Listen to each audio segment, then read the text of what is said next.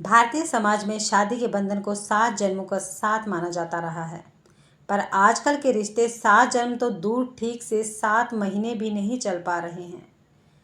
हाल के दिनों में कई ऐसे मामले सामने आए हैं।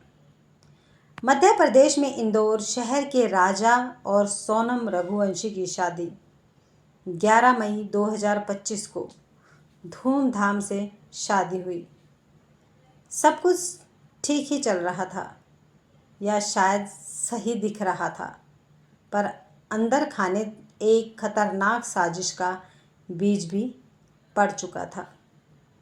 नवजोड़ा मेघालय के शिलांग में हनीमून के लिए जाता है और फिर अचानक 23 मई को कहानी में एक नया मोड़ आ जाता है।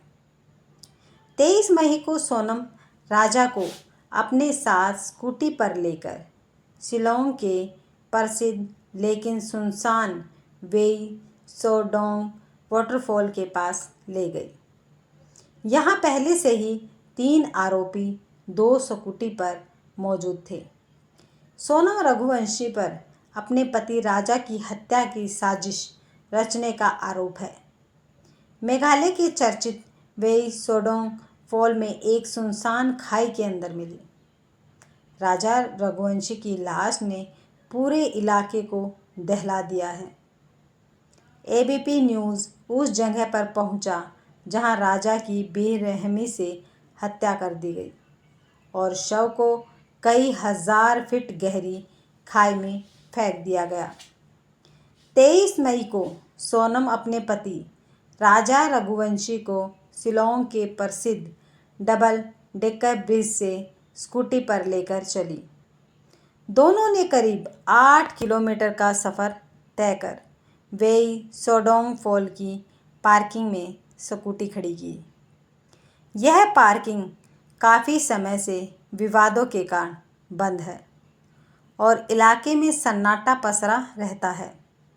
सोनम राजा को लेकर जंगल की ओर बढ़ गई। वहीं दूसरी ओर 3 और आरोपी 2 स्कूटियों पर उनका पीछा करते हुए वहां पर पहुंच गए। जंगल में खौफनाक वारदात को अंजाम जैसे ही सभी पार्किंग से थोड़ा आगे पहुंचे। घने जंगल में आरोपियों ने मिलकर राजा की बेरहमी से हत्या कर दी। फिर सोनम और बाकी आरोपियों ने राजा का शव गहरी खाई में फेंक दिया और वहां से मौके से फरार हो गए। बताया जा रहा है कि इस पूरी वारदात को दोपहर 2 से 3 बजे के बीच अंजाम दिया गया है। जांच में जुटी पुलिस को हत्या की सूचना मिलने के बाद सर्च ऑपरेशन शुरू किया गया। खाई की गहराई और इलाके की दुर्गमता के चलते शव को निकालने में काफ़ी मशक्क़त करनी पड़ी। पुलिस ने इस हत्या में शामिल सभी आरोपियों की पहचान कर उन्हें गिरफ्तार कर लिया है। सभी आरोपी जेल में। सोनम ने कबूला गुनाह।